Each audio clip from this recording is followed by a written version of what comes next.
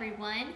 My name is Laurie Pasteryak, and I am coming to you live from the Fairfield Museum and History Center's Creating Community Gallery, which focuses on Fairfield's history from the past and all the way up to today.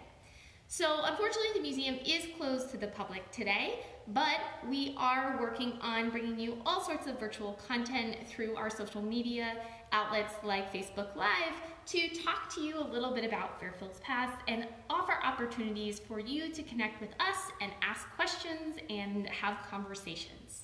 So you can find us on www.fairfieldhistory.org to learn more about all of the virtual programs and offerings that we are currently offering today. So today, as I said, my name is Laurie Pasteryak, and I'm live from our Creating Community Gallery inside the Fairfield Museum. And I wanted to talk to you a little bit about mid-20th century history and the impact on businesses here in Fairfield's history, as well as the region. So one of the most favorite things that historians and anthropologists and people who study social trends love about talking about history is the gift of hindsight.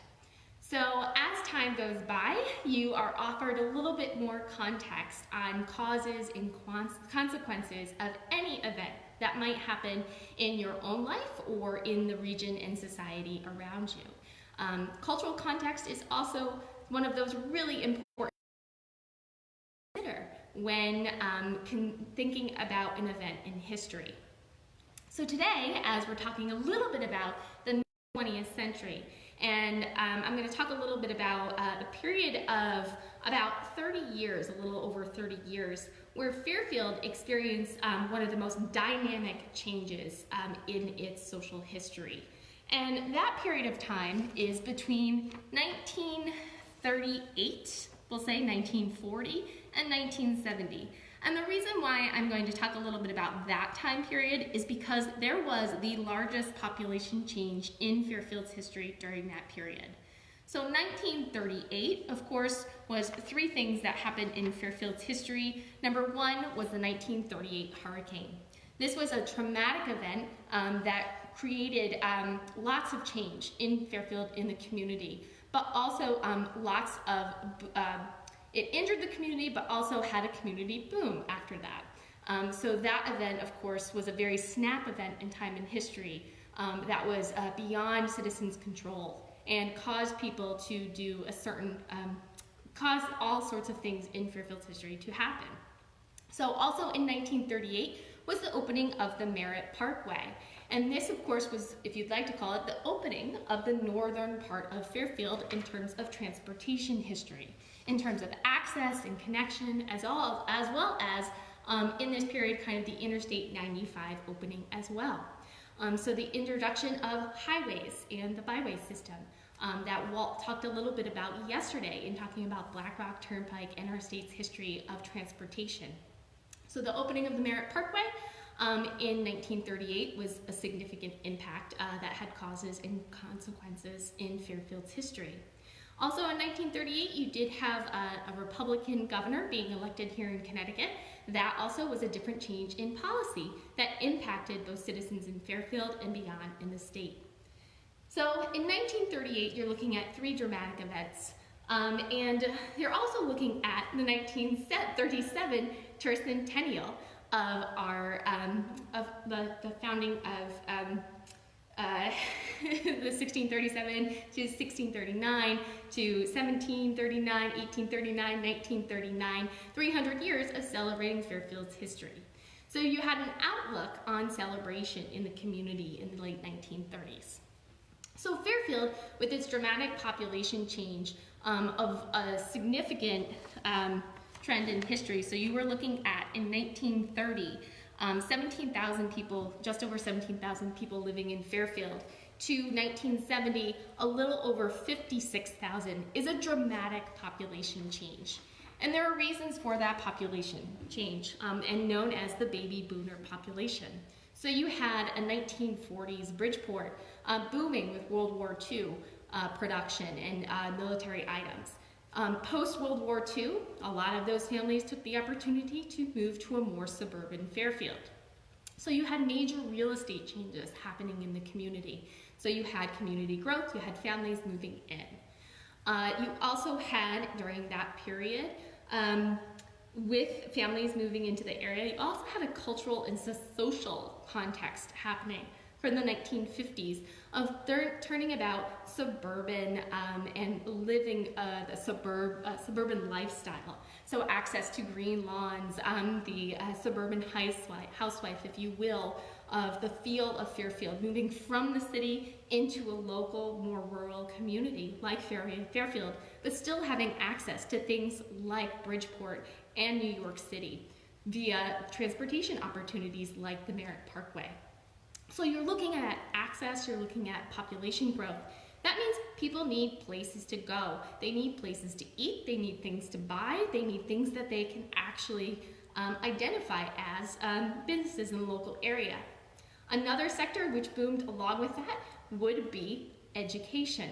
So the change from the pre-World War II to post-World War II is an increase in secondary education. And with that, of course, comes more people, more high schools, and more education. So one of our favorite collections items here at the museum is our yearbook collection.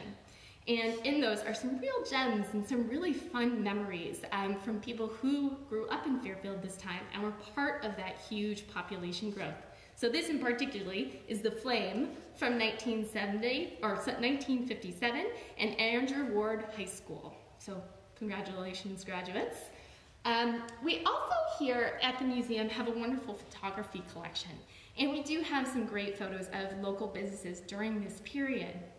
But we also have some really great resources that because of this period in growth in business and in population and in access, you have a growth of documents and collections and photographs. One of the also major changes that happened in society during this period was the introduction of the television. I love this little guy. It's a little console TV from actually our dollhouse collection. So with the introduction of television and things like social context and cultural context, especially during the 1960s and 1970s during the Vietnam War era, as well as the 50s, don't forget the Stepford Wives. Fairfield was a filming spot for the Stepford Wives, as well as Westport and Darien. Fairfield was portrayed as that suburban, beautiful area dream location. You had access to metropolitan areas, you had access to good schools and education, as well as the shoreline and the country. Connecticut itself, from the late 1930s, 1940s, and 1950s, was marketed by Connecticut Circle magazine and from actually a most recent book published by the Acorn Club and edited by Jay Gitlin, that country acres and cul-de-sacs.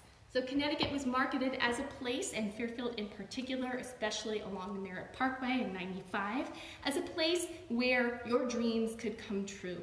You had the beautiful history, as well as the power of culture and inventions like, for example, Sikorsky, or anything along the Route 8 corridor in terms of industrial and technological production.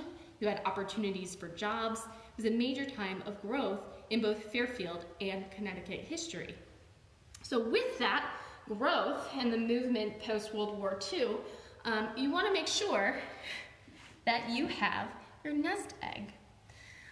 This post-war nest egg of Are You Building Yours talks about the increase, is a great example of the increase of the housing boom here in Fairfield. Between the 40s, 50s, and 60s, neighborhoods were built up in Fairfield, and we're especially looking at places like in Stratfield, as well as in eastern side of Fairfield. And those housing developments and those neighborhoods meant a lot to communities, especially communities like the Hungarian community or the Jewish community here in Fairfield, where there was opportunities to build together, live near people who you were familiar with. But there was also, of course, as you have selected areas for housing, opportunities for discrimination to happen as well. And so the building of those neighborhoods, as well as the increase in population in Fairfield, left the opportunities for lots of different kinds of businesses to open. With housing, you had looking at like construction, with things like the television coming into homes. You had opportunities for department stores to increase, but also open in the local Fairfield area. And for example, as a department store and clothing, we have one of our favorites, one of the Fairfield Store's boxes. So we actually have a great collection of the Fairfield Store items in the museum's collections here. And we have, of course, still the vacation opportunity at the shore and the restaurants, as well as photographs here in our collection. So this is actually a great photograph from Coon's Corner, where you have gentlemen pouring, I believe it's Mr. Vaughn, pouring a great drink there at Coon's. We also have, of course, our beach community. I believe this is at Sasco Beach, which is a great photograph of the economy and the beach economy, unfortunately right now, that is not yet open.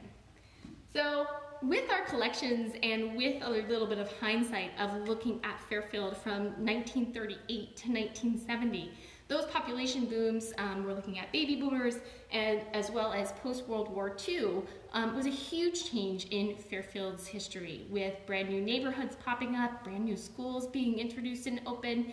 And here in our collections at Fairfield, we strive to help share these stories every day. If you have any comments or suggestions or even items from your history that you think might be a great way to add to our history here at the museum and you'd like to share those stories, please always contact us. You can reach out on www.fairfieldhistory.org, and we're always here to answer your questions. So thank you again. It was really nice to give you this history bite and offer some context about the business growth in Fairfield between 1940 and 1970, which was a huge change in our community. We're interested in seeing how we write about today's events 5, 10, 50 years from now. So thank you everyone, and I wish you well, and we look forward to seeing you again soon.